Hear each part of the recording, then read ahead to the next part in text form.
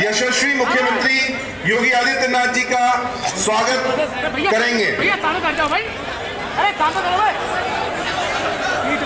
अरे चालू कर जाओ भाई, अरे भाई पीछे भी देख ले पहलवान, पीछे भाई, अरे चालू करो दोनों, भारत माता की, भारत माता की, योगी आदित्यनाथ जी, योगी आदित्यनाथ जी, अरे नीचे बैठ जाओ भाई।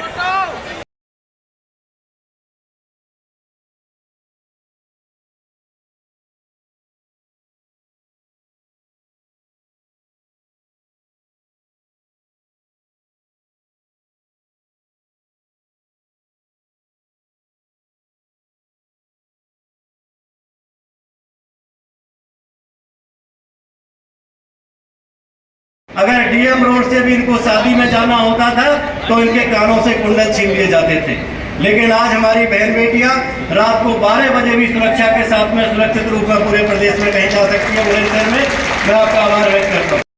मंच पर उपस्थित हमारे प्रभारी श्री जयपाल सिंह बैस जी, हमारे संयोजक श्री देवेंद्र लोधी जी, हमारी जिला पंचायत की अध्यक्षा तेवतिया जी, मंचा सिंह, सभी हमारे सम्मानीय विधायकगण,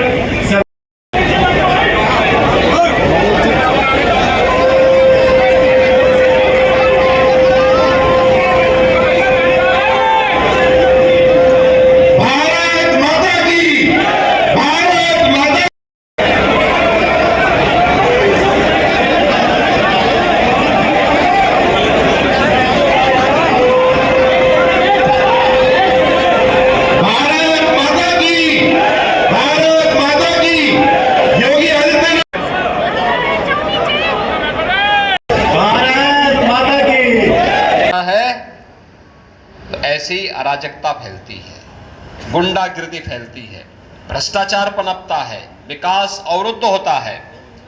लेकिन जब उसी लोकतांत्रिक अधिकार का आपने सही इस्तेमाल किया और अपना वोट सही जगह दिया, तो मोदी जी के नेतृत्व में नए भारत का दर्शन हम सब कर रहे हैं। उत्तर प्रदेश में व्यापक परिवर्तन देखने को मिला है। आज अराजकता नहीं है, एक वोट अराजकता भी ला सकता है, गलत हाथों में जाएगा, एक वोट सही हाथों में जाएगा तो वह आपको आपकी आस्था का सम्मान भी करा देगा। बहनों और भाइयों, मैं कई वर्षों से प्रदेश के अंदर होली के कार्यक्रमों के साथ बहुत नजदीक से जुड़ के देखता था। कोई पर्व और त्योहार आता है, मुझे बहुत अच्छा लगता है उस समय। इसलिए लगता है क्योंकि ये केवल आयोजन नहीं है, ये हमारी धरोहर भी है, हमारी पौराणिक पहचान को भी प्रदर्शित करते हैं।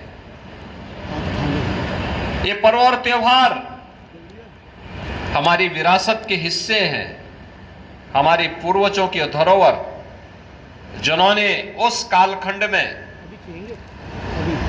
समाज जीवन को प्रभावित करने वाली किसी विशिष्ट घटना को पर्व और त्योहार के माध्यम से उन्होंने जोड़ने का कार्य किया था। तो होली हो, दीपावली हो, विजयादशमी हो, रक्षाबंधन हो, जन्माष्टमी, शिवरात्रि, रामनवमी, इन सभी कार्यक्रमों को लिए मैं बहुत पहले से ही बहुत इनके प्रति मेरा आग्रह रहा है कि ये कार्यक्रम धूमधाम के साथ होने चाहिए, पूरे समाज को जोड़ करके इन आयोजनों के साथ भागीदार बनना चाहिए। होली के आयोजन को भी इसी नजदीकी से हम देखते थे, लेकिन मैं अक्सर इस बात को देखता था कि हमारे पूर्वी उत्तर प्रदेश में गाना गाया जाता था, होली खेले रघुवीरा अवध में होली खेले। लेकिन गाना लोग गाते थे, गांव-गांव में गाते थे, होली की मंडली गांव-गांव में घूमती थी, यही गाना गाती थी। लेकिन दुख होता था कि गांव-गांव में लोग गा तो रहे, लेकिन अयोध्या में जहां आप राम लला के होली खेलने की बात कर रहे हैं, वहां तो राम लला है ही नहीं, वे स्वयं गायब रहते थे। जनता के कायल होकर के जाति की हवा में बह जाते थे और अंततः दुष्परिणाम हमारी पीढ़ियों को भुगतना पड़ा। हमारा ये उत्तर प्रदेश, जिस उत्तर प्रदेश के बारे में लोग कहते हैं यूपी का मतलब क्या कहें, मैं कहता हूं यूपी का मतलब अनलिमिटेड पोटेंशियल, असीमित संभावना, असीम संभावना वाला प्रदेश है ये प्रदेश पहचान के लिए मोहताज हो गया। तो असीमित संभावना इसमें नहीं होती तो भगवान राम, भगवान कृष्ण, भगवान शंकर, मां गंगा, इन सब का आशीर्वाद हमें मिलता क्या? दुनिया की सबसे उर्वरा भूमि हमारे पास क्या नहीं हमारे पास है, सबसे अच्छे हस्तशिल्पी हमारे पास, सबसे अधिक योग्य युवा हमारे पास, तो हम हाथ क्यों फैलाएंगे? हम अपनी ऊर्जा को और अपने स्वाभिमान को आगे बढ़ाएंगे और उत्तर प्रदेश के माध्यम से भारत के विकास में अपना योगदान देंगे। आज यही उत्तर प्रदेश कर रहा है। जिस उत्तर प्रदेश को पिछली सरकारों ने बदहाल बना दिया था, वही उत्तर प्रदेश आज मोदी जी के नेतृत्व में देश की अग्रणी अर्थव्यवस्था बन रहा है। जिस उत्तर प्रदेश में कोई निवेश नहीं करना चाहता था, मैं देख रहा था अभी प्रधानमंत्री जी ने 10.5 लाख करोड़ रुपए के निवेश के प्रस्ताव को जमीनी धरातल पर उतारा है और लगभग 40,000 करोड़ रुपए का तो अकेले बुलंदशहर में आया है। बहनों और भाइयों, ये जो निवेश के प्रस्ताव हैं, लाखों नौजवानों के लिए नौकरी के प्रस्ताव हैं। लाखों नौजवान नौकरी और रोजगार पाएगा। विकास के कार्य इसके साथ चलेंगे और इसीलिए मैं आपका आह्वान करने के लिए आया हूं कि लोगों को मानसिक रूप से तैयार करने के लिए। मैं जानता हूं डॉक्टर भोला सिंह को कोई समस्या नहीं चुनाव जीतने में, आपका आशीर्वाद उसके साथ रहे। आपने 2014 में उन्हें रिकॉर्ड वोटों से चुनाव जिता के भेजा। 2019 में भी आपने उन्हें रिकॉर्ड वोटों से चुनाव जिता करके भेजा और अब अपेक्षा होगी जब पूरा देश एक आवाज में कह रहा है, एक आवाज पूरे देश के अंदर चलेगी, फिर एक बार मोदी सरकार। क्या आवाज आ रही है? फिर एक बार, फिर एक बार, फिर एक बार मोदी सरकार, फिर एक बार मोदी सरकार की आवाज जब पूरे देश के अंदर सुनाई दे रही है, क्योंकि देश की तस्वीर और तकदीर मोदी जी ने बदल के रख दिया है। गंगा एक्सप्रेसवे जाएगी, वह साकार हो रहा है। आप बुलंदशहर में बैठेंगे 6 घंटे में। इस वर्ष के बाद, इस वर्ष के अंत तक ऐसा प्रयास हो रहा है कि प्रयागराज में अगले वर्ष कुंभ का आयोजन होगा, तो उस कुंभ के आयोजन में बुलंदशहर के लोग 6 से 8 घंटे में सीधे पहुंच जाएंगे।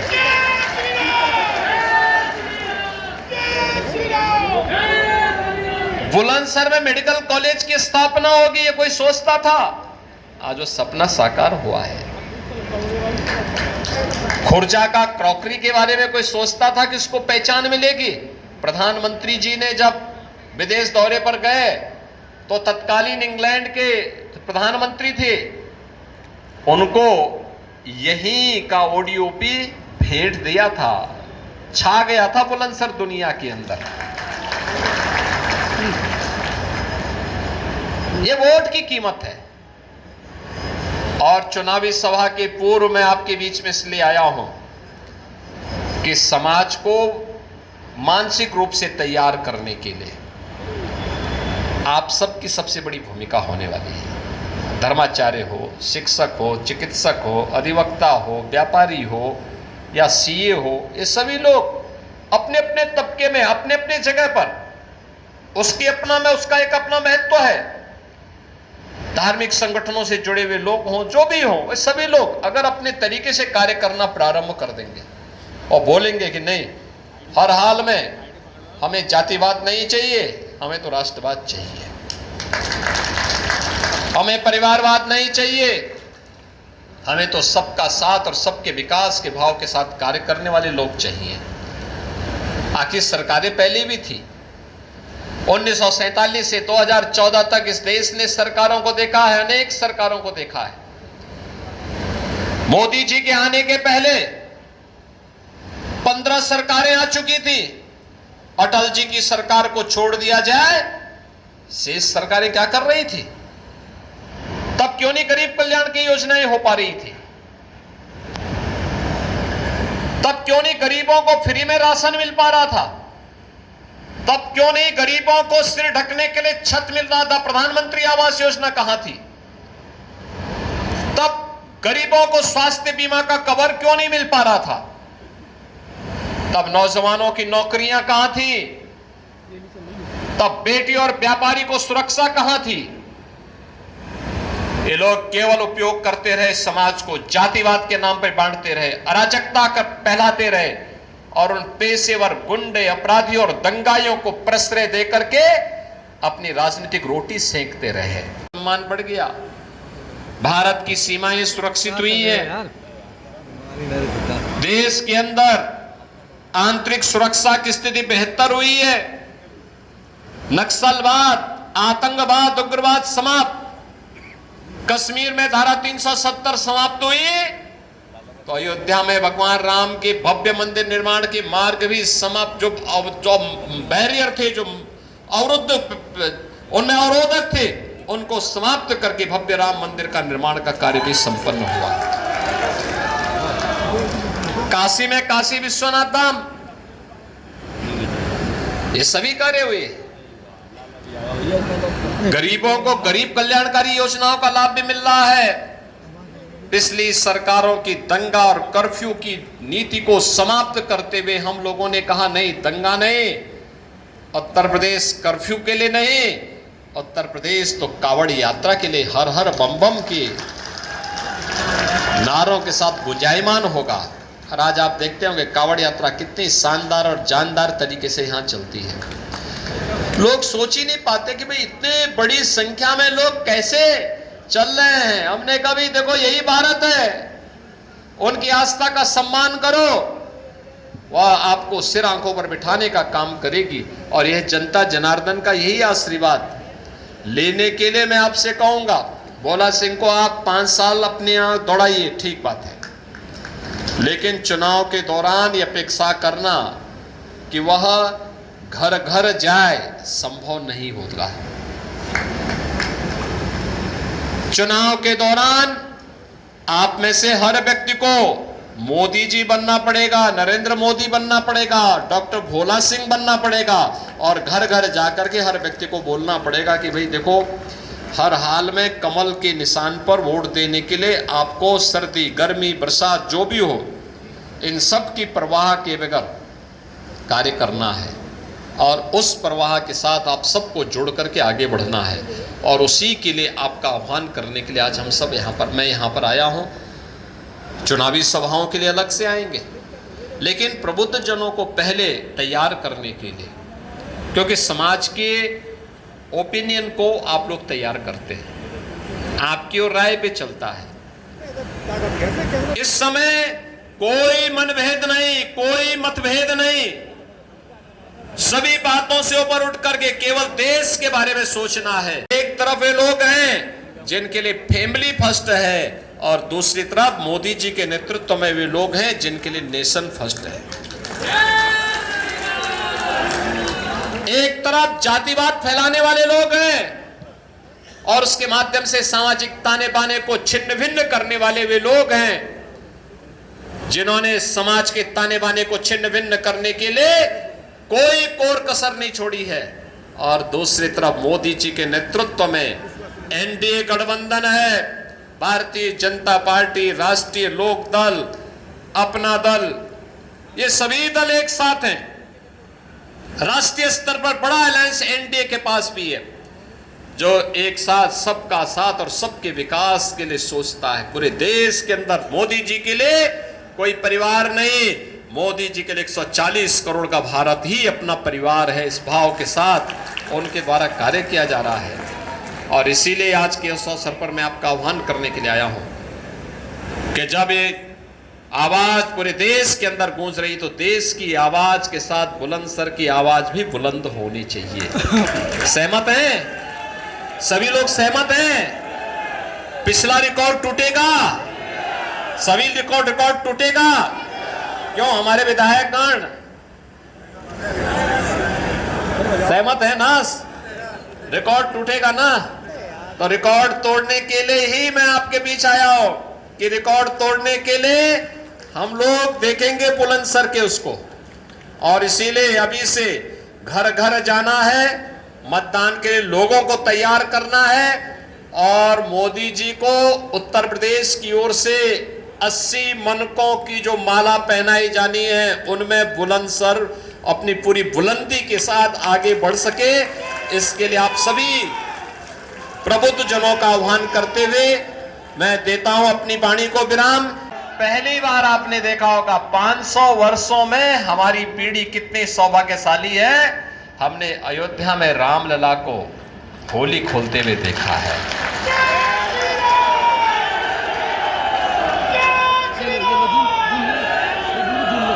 यह परिवर्तन जो असंभव था वह संभव हुआ है। जितने से ज्यादा जो भी ना हो और कितना पिछली सरकारों की दंगा पॉलिसी को भी आप लोगों ने देखा है, दंगा होता था। मैं 2017 में जब आया था यही विधानसभा चुनाव का शुभारंभ करने के लिए, इसमें ऑडियो आ रही है। जब मैंने यहाँ पे चुनाव की बात कही तो लोगों ने कहा अरे साहब यहाँ पे तो एक सरकार का एक मंत्री ऐसा है कि जो उसके सामने कौन बोल पाएगा। यानी सरकार के संरक्षण में और आम जनता की आवाज को किस कदर बंद कर दिया जाता था। व्यापारी असुरक्षित, बेटी असुरक्षित, नौकरी पेशा वाला असुरक्षित, अन्नदाता किसान असुरक्षित, युवा का भविष्य असुरक्षित। सुरक्षित था तो केवल गुंडे थे या कुछ चंद परिवार थे, और आज जो गुंडे पहले सुरक्षित थे आज वे असुरक्षित हुए हैं और जनता जनार्दन, बेटी हो व्यापारी हो, जनता जनार्दन सुरक्षित महसूस कर रहा है। एक वोट की कीमत है, एक वोट हमारी किस्मत को, उसकी तकदीर और उसकी तस्वीर को बदल सकता है और उसको या फिर उसको बर्बादी के रास्ते पर भी ले जा सकता है। लोकतंत्र का उपयोग करेंगे तो भविष्य को सुनहरा उज्जवल भविष्य की ओर अग्रसर लेके चल सकता है, लेकिन उसका दुरुपयोग करोगे, गलत हाथों में जाएगा तो उसको बर्बाद करने में चूकेगा भी नहीं। और यही होता था।